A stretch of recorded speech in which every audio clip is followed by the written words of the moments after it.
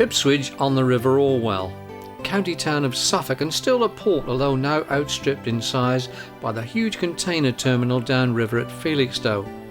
Cardinal Thomas Wolsey, Chancellor to Henry VIII, was born in Ipswich sometime between 1471 and 1474, depending on which history book you read.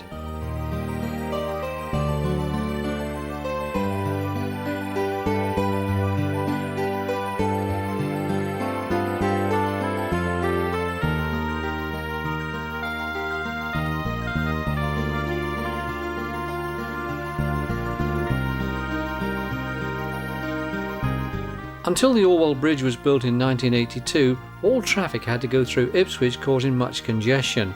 It took 3 years to build, and the piling for the central piers goes down 120 feet. The central arch has a 125-foot clearance for sailing boat masts.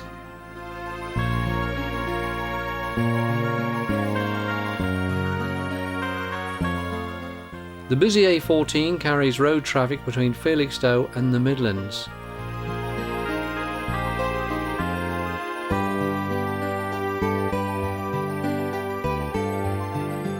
The large grass field would soon be covered in houses, but until recently it was Ipswich Airport.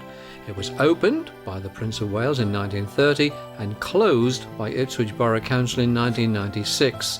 The wooded area in the foreground is part of Orwell Country Park.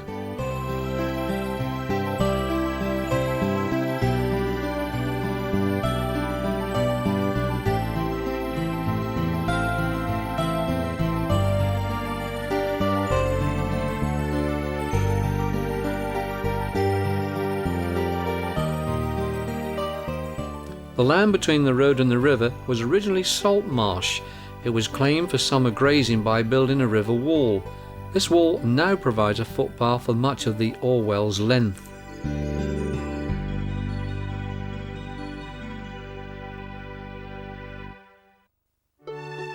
Although the area looks sparsely populated now, there's evidence of Saxon and Roman early settlements, and prehistoric burial barrows have been found here. There are also the remains of a medieval priory.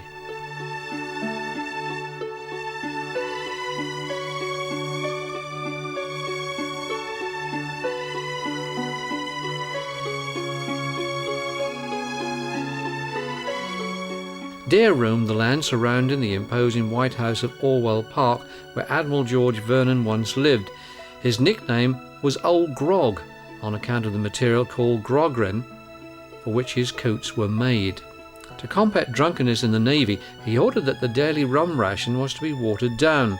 The diluted mixture was referred to as grog, and groggy is how you feel if you drink too much of it. Hidden in the trees is Brook Hall, one-time home of Sir Philip Bowes de Vere Brook, who sailed with Nelson. Later, Arthur Ransom lived here, and his boat Peter Duck was built at Pin Mill on the opposite bank of the river. Much of his children's story Peter Duck was written when he lived here.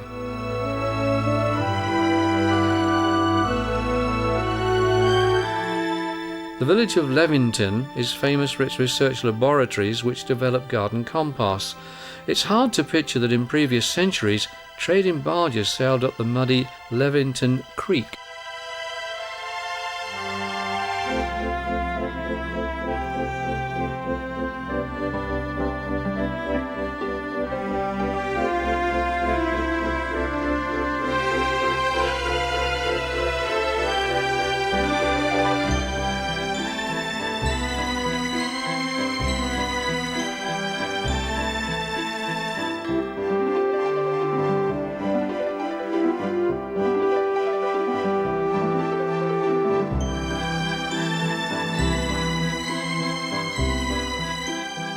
Leamington Marina has moorings for 350 boats.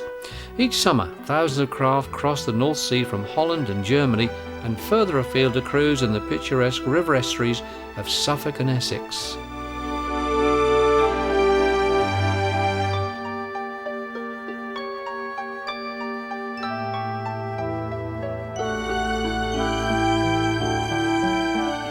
A trout lake is contained within the concrete walls of Loom Pit Lake. Trimley Marshes, originally drained for agriculture, now belongs to the Suffolk Wildlife Trust. The reed beds, grazing marshes and visitor centre were created as a result of the battle to stop the further enlargement of Felixstowe docks. Within the network of lakes and meadows, there are hides where wading birds can be watched. A shingle island creates nesting sites for ringed plovers, tern and avocets.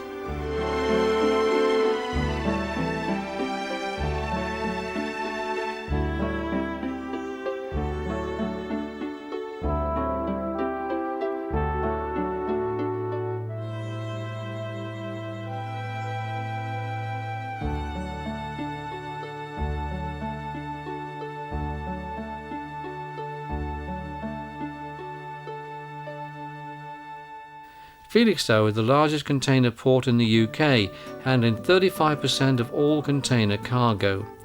The Landguard Container Terminal was opened in 1966, and it was the first port in the UK to introduce computerised custom clearance.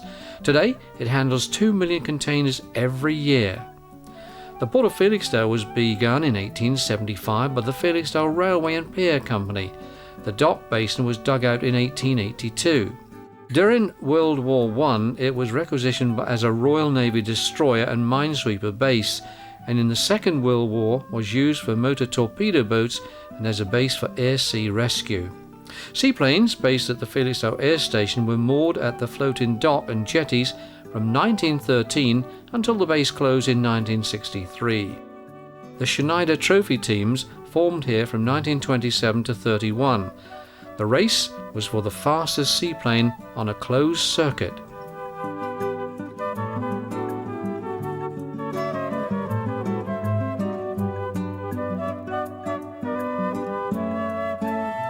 The port of Harwich lies on the opposite side of the water at the confluence of the rivers Orwell and Stour.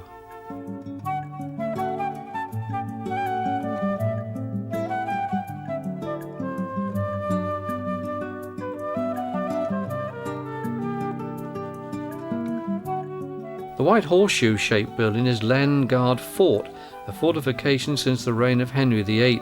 It's been adapted anew for each war, including the last one. It's maintained by English Heritage.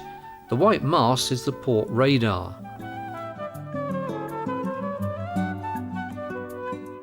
Landguard Point has a local nature reserve status administered by the Suffolk Wildlife Trust. It's a bird sanctuary, and the plants grown in the shingle are protected. There's a viewing point across to Harwich Harbour.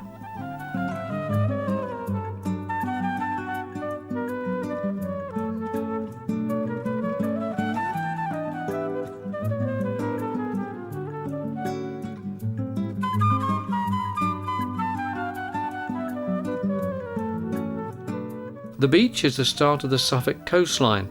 Most of it is protected as heritage coast or areas of outstanding natural beauty. When the railway came to Felixstowe in 1877, the town became a smart resort with Victorian and Edwardian hotels, a promenade and a seafront landscape gardens.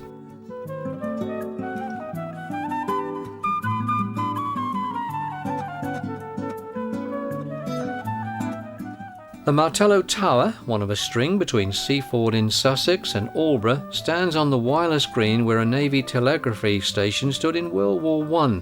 It communicated with destroyers operating from Harwich. It's now a Coast Guard lookout. The pink building is Manning's amusement arcade. It used to house a circus, but it was said that the elderly lions were much too tired to pose a threat.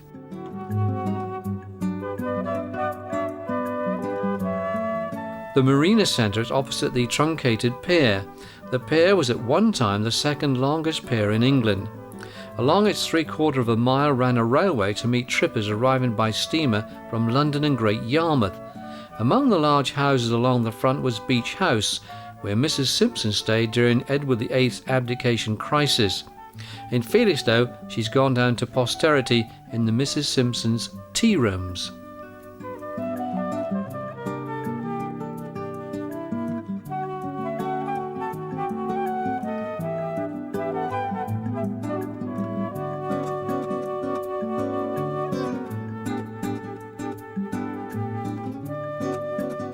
At Cobbold's Point, the stones and breakwater are 4 metres wide and run out 100 yards into the sea. They were put there in 1999 to reverse the effect of coastal erosion and to counteract the illegal removal of pebbles by amateur gardeners. During World War I, Brackenbury Fort was built on this next stretch, but its guns were never fired for fear of bringing down the cliffs.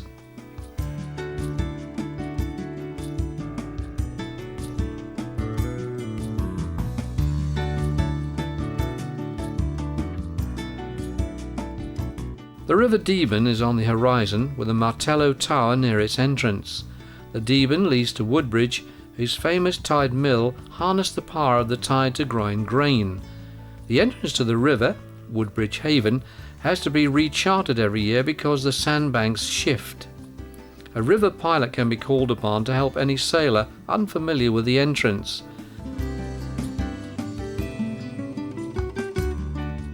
Amid the cluster of houses of Felixstowe Ferry, there is actually a foot ferry across to Bordsey. It runs from April to October.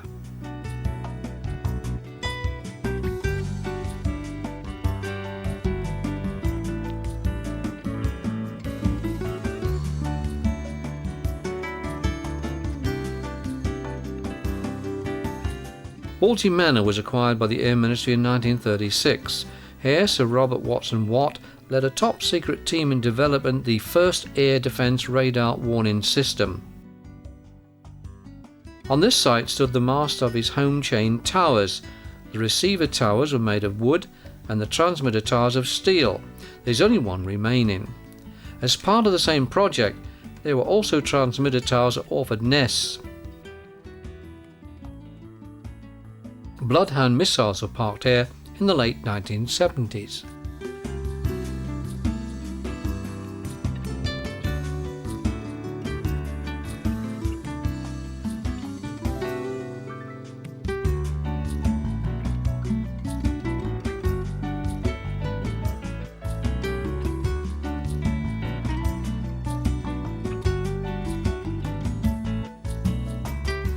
This whole coastline from Langard Point to Kessingland has been designated an area of outstanding natural beauty and contains some of the most remote and barely accessible stretches in England.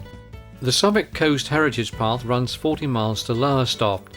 There's no coast road between Felixstowe and Kessingland, so the area has been spared the riven development common elsewhere. There are 4 Martello towers close together here.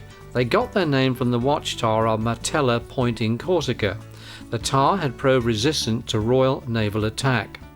At the start of the Napoleonic Wars, it was thought that the French might attack on the southeast or east coast, so a series of these defences were built, except that by the time they were completed, the Napoleonic threat had gone away.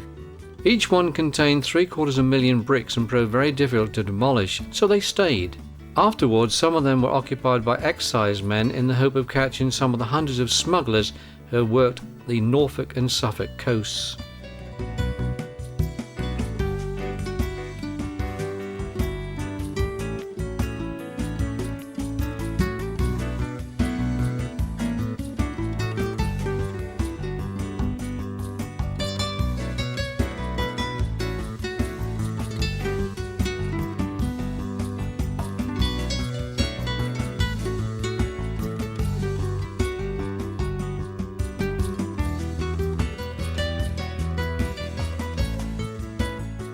Shingle Street has the largest pure shingle beach in Britain. The hamlet was evacuated in 1940 and taken over as a battle training area by the Army. The RAF use it for bombing practice. There are unsubstantiated rumours that it was the site of the foiled German invasion early in the war. Here by Oxley Marshes, the River Orr, the awful Orr according to the yachtsman because of its shifting sands, empties into Hoseley Bay. The marshes to the left are an SSSI administered by the Suffolk Wildlife Trust. Hoseley Bay Colony lies behind them. Since 1939, the colony has been a prison and a youth detention centre, but its original purpose was to train young men for life in the colonies. Orford Beach in the foreground runs all the way to Aldborough. It's 10 miles long and at its neck is less than 100 yards wide.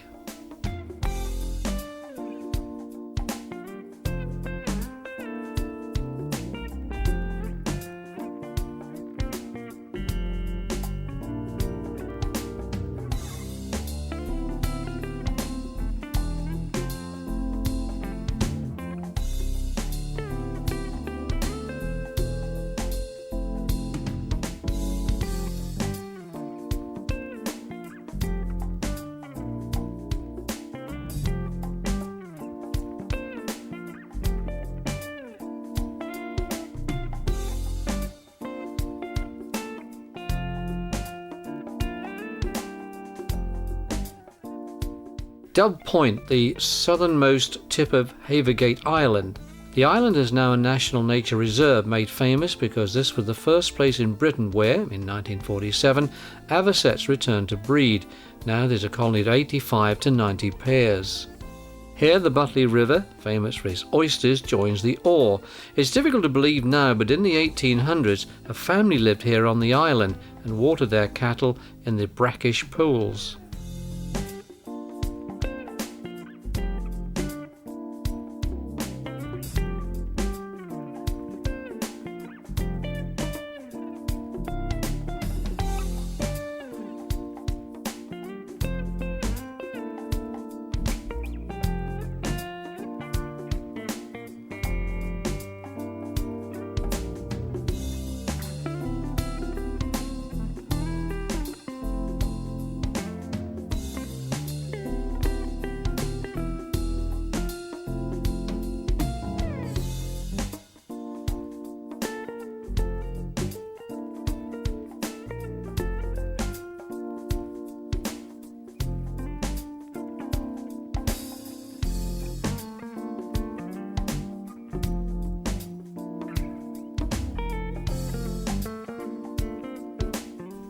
The river bends towards Orford, and Havergate Island ends at Cuckold's Point. Access from the mainland to Orford Ness is possible only by ferry from Orford Quay. The Ness was a prohibited area from 1915 onwards. Many secret fly-in trials were made from this remote spot. It was an experimental fly-in station and then an atomic weapons research station.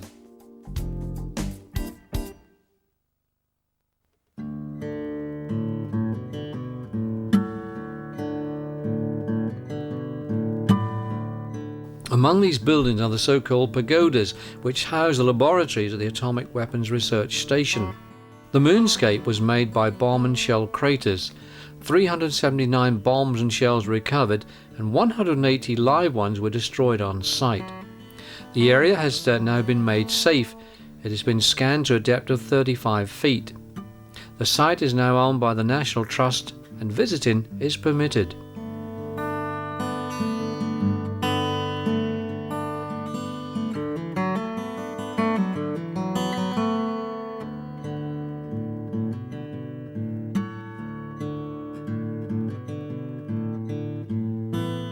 Orford Ness Lighthouse, 99 feet high, now automatic. There's been a lighthouse here since the 16th century, and unusually, on occasion, had a female lighthouse keeper. Ness, as in Orford Ness, is a corruption of the French nez, meaning nose.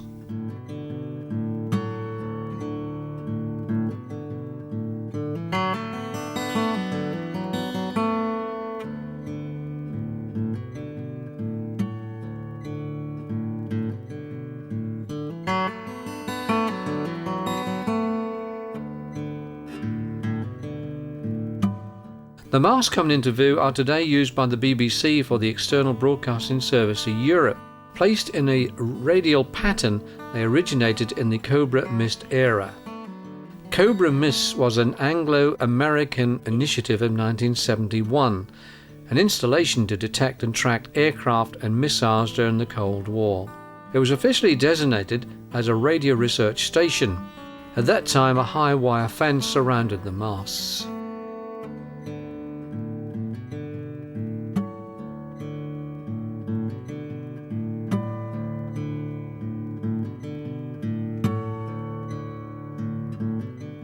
At some point along here, no one knows exactly where, the River Ore changed its name to the Ald. At one time, the Ald was a separate river whose mouth was at Slaughden Quay at the southern end of Aldeburgh.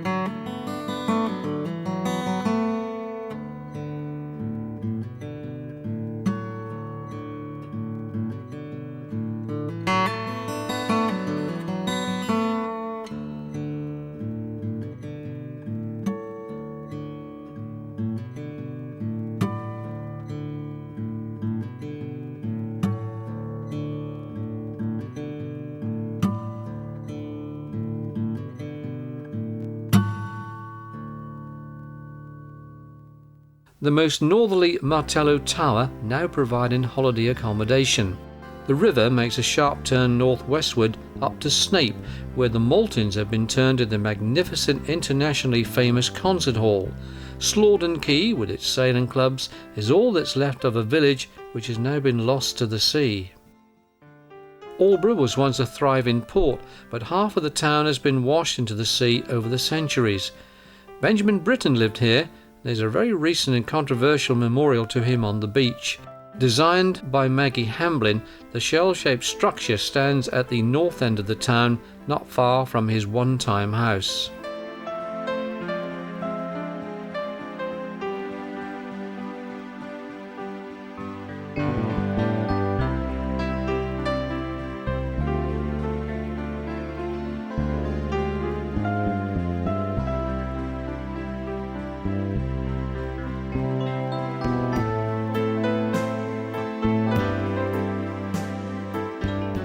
There is a coast road of sorts linking Aldeburgh and Thorpe Ness.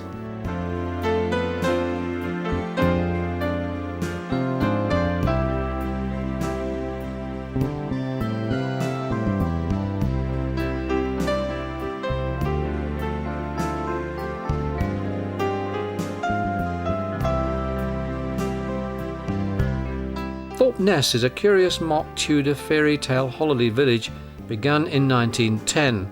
Here things are not always what they seem. The mere is a dammed up stream with lagoons and islands where children can safely mess around in boats. The corn grinding windmill originated in a nearby village and was brought in to pump water into the house in the clouds, a high water tower in disguise. And there's another water tower masquerading as a Tudor gatehouse.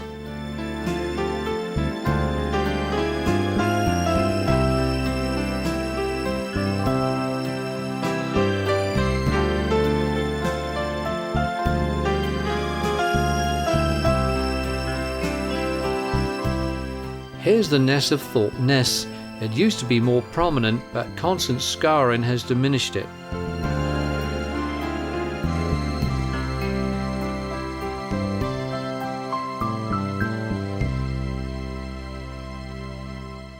The area looking like a lake is actually a field covered in polythene to warm the soil. Crops such as carrots are often grown in this way. The light sandy soil provides ideal conditions for this crop. To the left stands one of the giant pylons carrying electricity from Sizewell Nuclear Power Station. This part of the flight was filmed before the Twin Towers terrorist attack of September 11, 2001. There's now an aircraft prohibition zone all around the power station. Sizewell A is a rectangular block built in 1961, one of the first generation Magnox stations. Decommissioning would begin in 2006. Sizewell B, with the dome, built in 1995, is Britain's first pressurised water reactor, the most modern in Europe. It produces enough electricity to meet the needs of 2 million people. When A and B become redundant, this will be returned to a greenfield site. Plans for Sizewell C have been scrapped.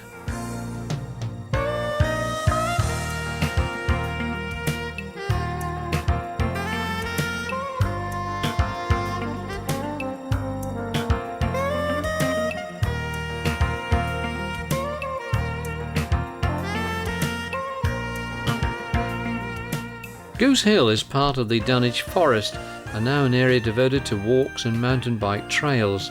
A piece of fen has been left undisturbed to encourage marsh birds to breed. The whole area east of the A12 is known as the Suffolk Sandlands, vast stretches of heathland, pine trees and light sandy soil with sparse human habitation. A Suffolk wilderness.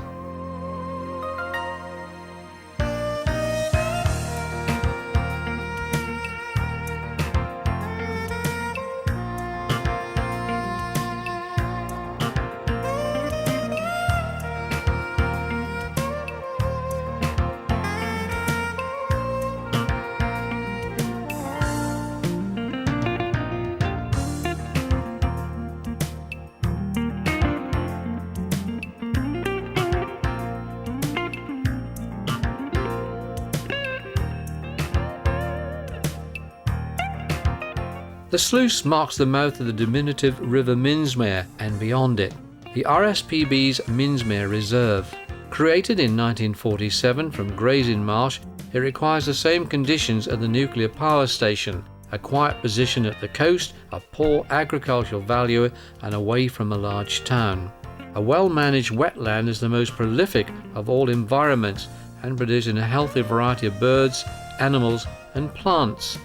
Over 300 bird species have been recorded here, and avocets, bittern, marsh harriers and little tern all nest within the reserve.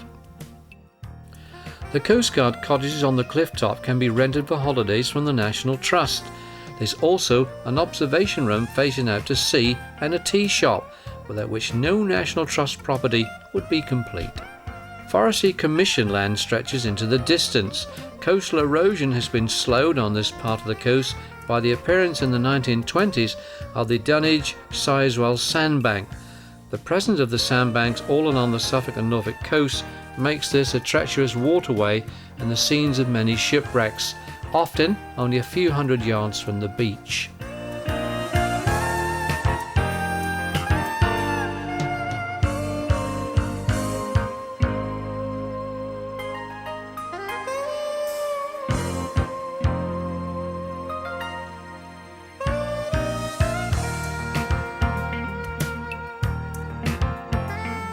There's now very little left of Dunwich.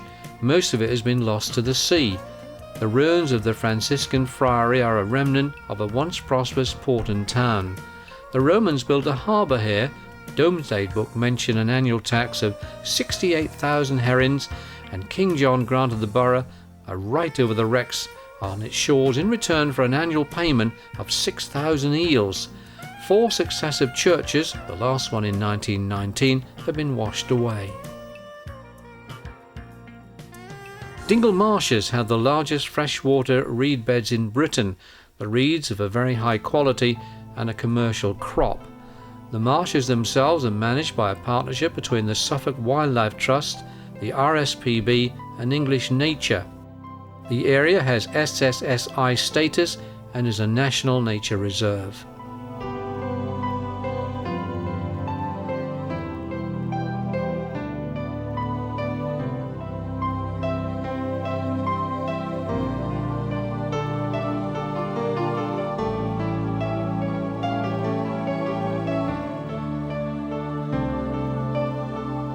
Corporation Marshes and the Dunwich River, which flows into Southwold Harbour on the Warbleswick side. Warbleswick is famous for its annual crabbing competition. There's still a rowing boat ferry across the River Blythe near the fishing boats. The harbour is a favourite venue for sailing boats, but advice is needed from the harbour master. It's tricky to enter because of the shifting sandbanks and a vicious tide of 6 to 7 knots.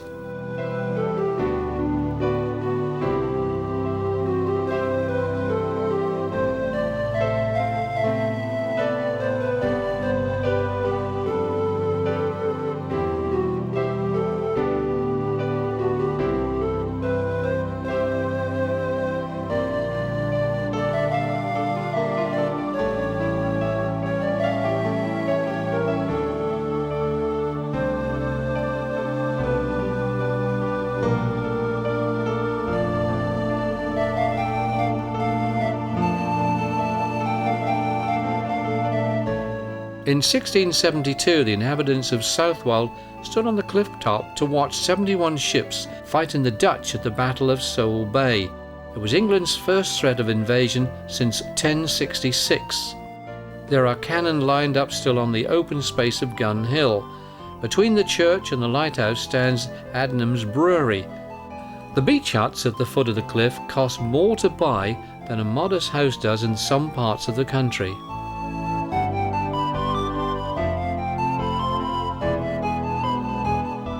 The pier was rebuilt in 2001. On it stands an ingenious, funny, and some might consider rude, water clock. The 2 squares of water near the pier are boating lakes. Where the concrete sea defences end, the erosion begins.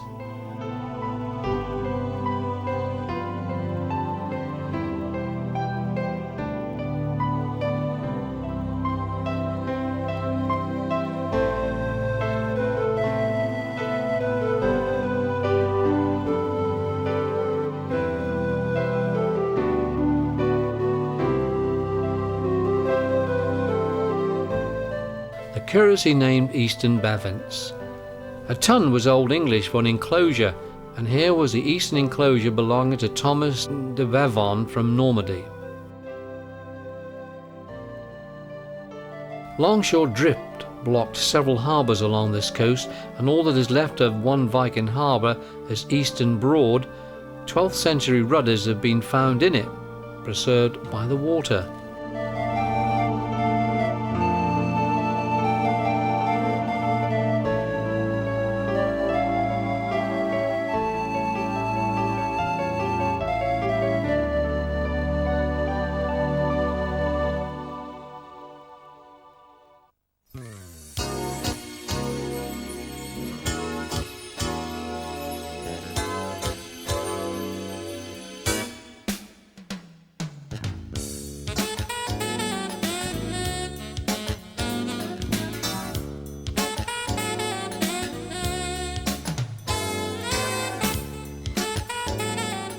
The road comes to an abrupt stop and is falling into the sea at a rate of several feet a year at Cove Hythe. Hythe means harbour, but that disappeared long ago. The ruined church was part dismantled and a smaller one built inside it in the 17th century. The tower was a landmark for shipping long after that.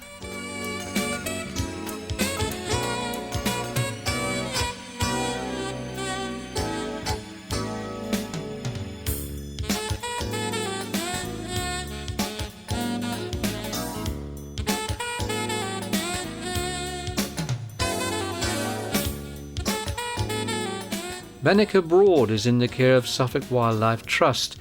It's a silted up harbour where workmen once found a bottle containing 900 Roman gold coins. Reeds started to grow once the harbour became landlocked, but coastal erosion is now bringing it close to the sea again.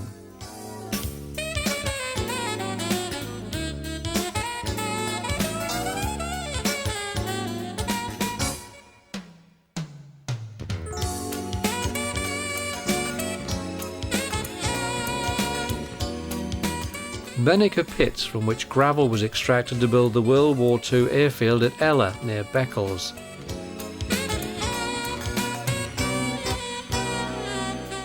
The red brick building is the pumping station for the Hundred River. There are several hundred rivers in East Anglia. 100 marked out the boundary of a Saxon parish. Here at Casingland the beach is actually building up. These buildings were once at the water's edge. This is the start of caravan sites and holiday camps which predominate along the rest of the Suffolk and Norfolk coasts, one result of having a coast road.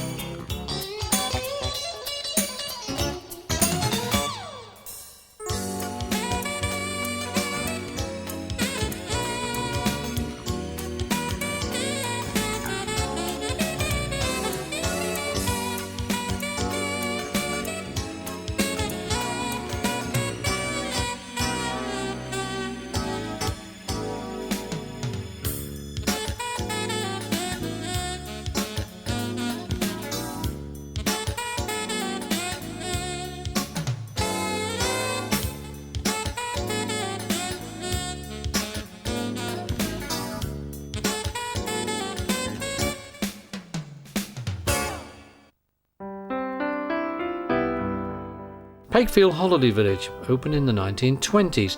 The cliff fall is known locally as Crazy Mary's Crag, reputedly after the wife of a fisherman who went crazy with grief when her husband was drowned. The lighthouse at the top of the gully was used for only a short time until 1864. Recently it has been restored and used as a Coast Watch surveillance station.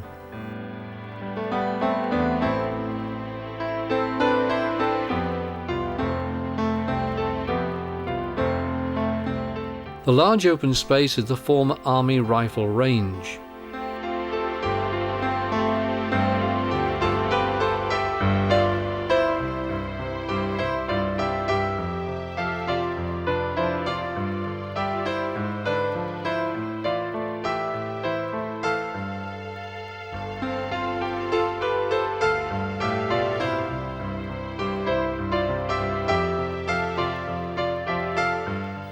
Pakefield Church has two naves and one tower because there was once two parishes worshipping separately before the dividing wall was dismantled.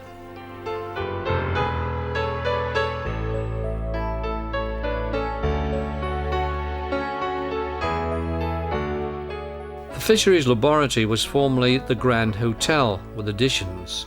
It's next to Kensington Ornamental Gardens. From here on, there are substantial terrace houses which were erected when the railway came in 1847, changing Lowestoft from a fishing village into a popular holiday resort.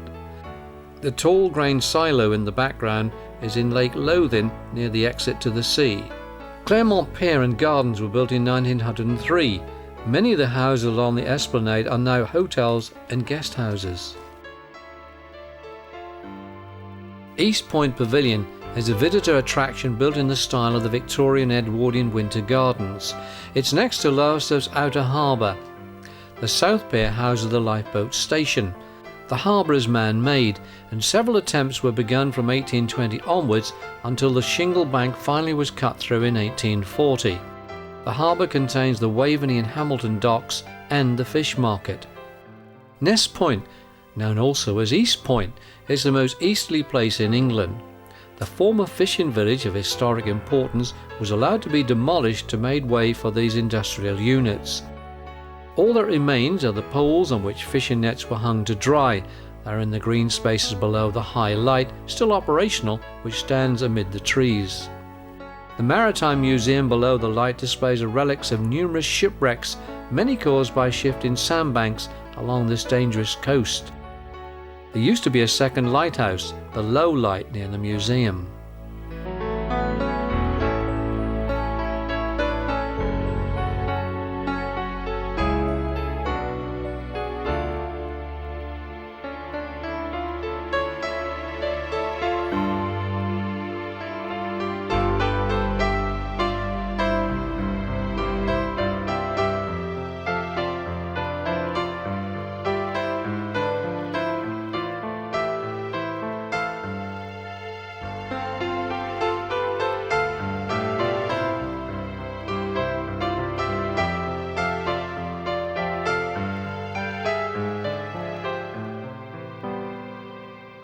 Gunton is now a suburb of Lowestoft.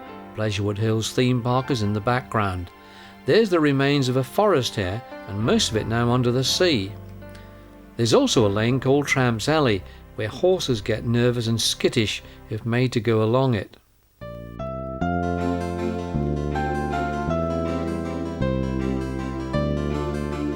Precariously perched caravans, a holiday camp and Corton village. The scar of land showing white in the distance is a new sewage treatment works. At 90 feet high, Corton Church has served as a landmark for centuries.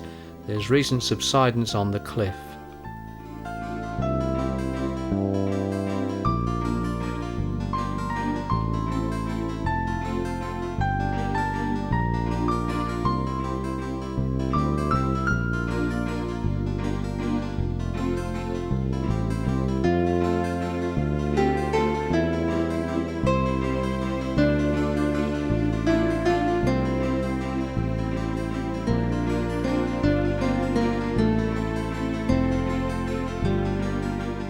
The county boundary between Suffolk and Norfolk is here.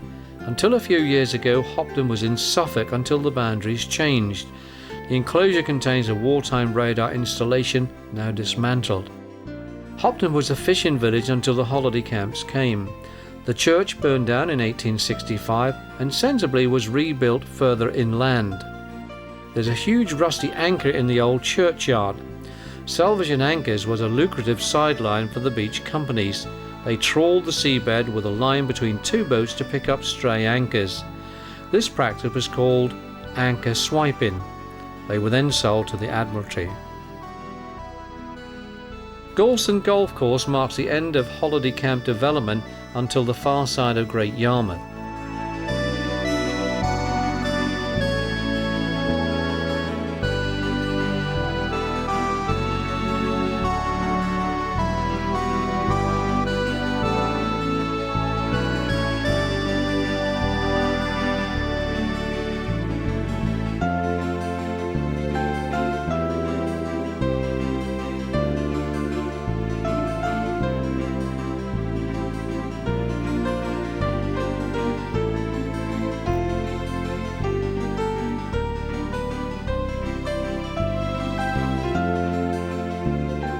The houses along Marine Parade in Gorleston have an uninterrupted view of the North Sea. The lighthouse is in the elbow of the river on the Gorleston side. Further upriver, the inshore lifeboat is based. This is the entrance to Yarmouth Harbour. The Spending Beach is the piece of sand on the Great Yarmouth side where trawlers could run ashore for urgent repairs. The Gorleston and Yarmouth Coast Watch are sited in the Coast Guard's former premises at the end of the South Pier. A new harbour is planned just past the North Pier. The new Yarmouth Power Station, fired by North Sea gas, the power lines run under the river. In 1913, here on the South Denes, there was a Royal Naval Air Service station for both seaplanes and land planes. Before that, there'd been a racecourse. It's mostly industry here now, although halfway along there's Norfolk's own Nelson's Column, surrounded now by factories. Built in 1817, much earlier and only 1 foot shorter than its Trafalgar Square rival, it carries the names of Nelson's victories and has Britannia at the top looking inland because Yarmouth's prosperity came from the river, not from the sea. The funfairs of Yarmouth seafront are a contrast to the tranquillity of Breydon Water in the background. Wellington Pier with its winter garden is followed by the Fishing Pier and then Britannia Pier, all along Great Yarmouth's Golden Mile.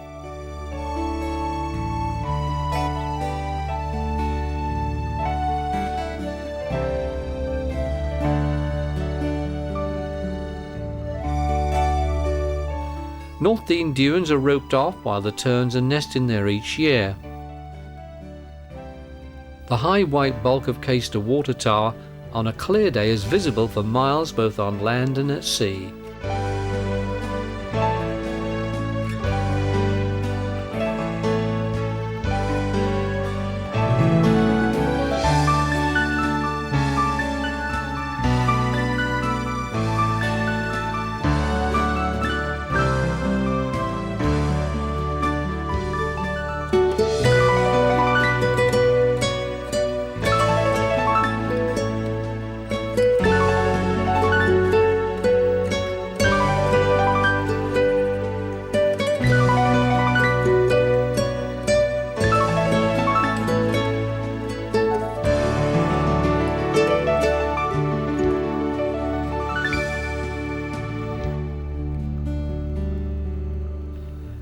The River Bure winds its way through the industrial Great Yarmouth before it flows into Yarmouth Harbour below Breydon Water and the new Breydon Bridge.